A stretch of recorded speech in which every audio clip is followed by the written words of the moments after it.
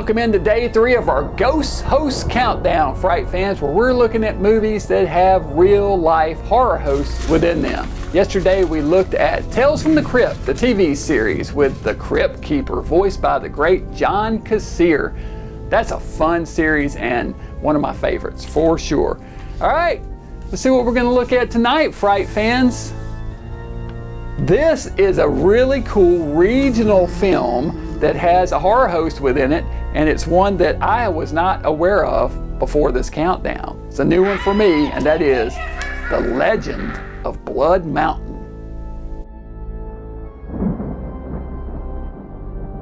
Bumbling reporter Bestoink Dooley, played by George Ellis, learns of the legend of Blood Mountain. Reportedly, the rocks at the mountain bleed at certain times, signaling the restless spirit of the creature that inhabits the mountain.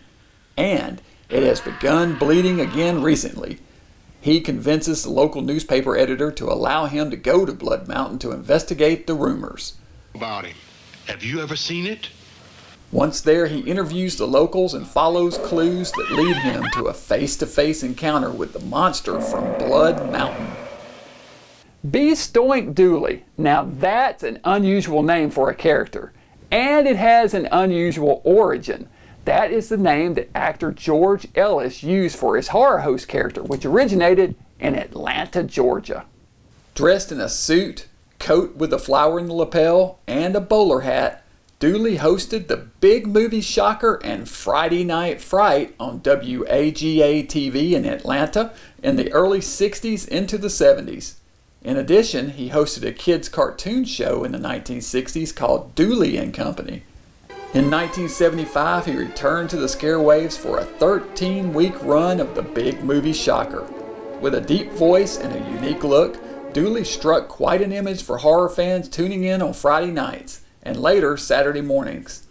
He didn't strive to be a scary type of host. He was closer to his character from The Legend of Blood Mountain, a lovable, bumbling type of character who once refused the entire show to say the name of the film Monster from Green Hell, finally holding up a card at the end of the show with the word hell on it.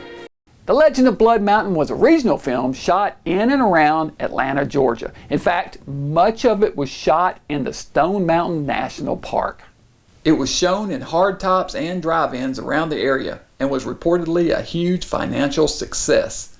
It's an amateur production across the board, from script and acting to plot and camera production. Yet, for that very reason, it has a certain charm about it.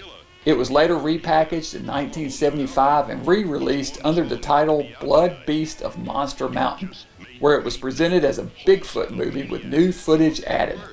Alright, so The Legend of Blood Mountain, fun little regional film. I love these films that were made by local filmmakers. These guys were giving their all and doing the best that they can. Not an awesome movie by any stretch, but man, talk about creativity and honesty. They're putting on film and doing the best they can, the idea that's in their head. I gotta applaud them. I love it. I'm gonna give it 3 skulls for the ambition and for including George Ellis, Bestoink Dooley, and letting him keep the name Bestoink Dooley, which obviously they were trading on the popularity of the horror host. Let's go ahead and have Bestoink come in here and be in the film. Are some of you from the Atlanta area, are you familiar with Bestoink Dooley and George Ellis's character there? Let me know in the comments down below if you're a fan or if you know who that is and if you've seen this movie. I believe you can find it online pretty easy. The Legend of Blood Mountain. So that's it for tonight. Tune in tomorrow night. We'll keep this countdown rolling. Until then, Dr. Gangrene saying, stay mad. I told you the 13 ghosts was a scary picture, didn't I?